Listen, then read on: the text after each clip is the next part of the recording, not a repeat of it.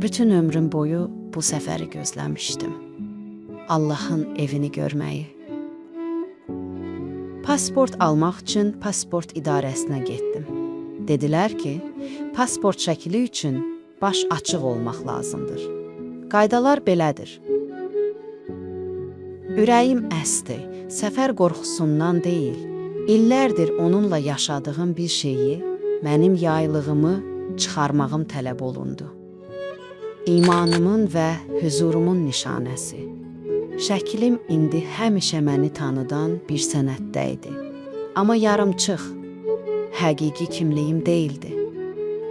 Ölkədən çıxış möhürü vuruldu. Elə hiss etdim ki, məndən bir parçanı qoparıb o kağıza yapışdırdılar. Səfər uzun idi. Hər bulud sanki bir xatirəni udurdu və o şəkil hələ də mənimlə idi. Gəlib çatdıq, müqəddəs torpaq. Düşündüm ki, burada artıq gözlər mühakimə etməz. Amma Səudiyyə məmurunun baxışı hicabımı saxladığım bütün illərdən daha ağır idi. Şəklimlə üzüm amansız bir təzad içində idi. Oğlum qeyrətini yumruğunda sıxmışdı.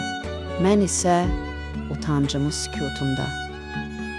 Həqiqi kimliyimi bir pasport üçün öldürmək mənə rəva deyildi.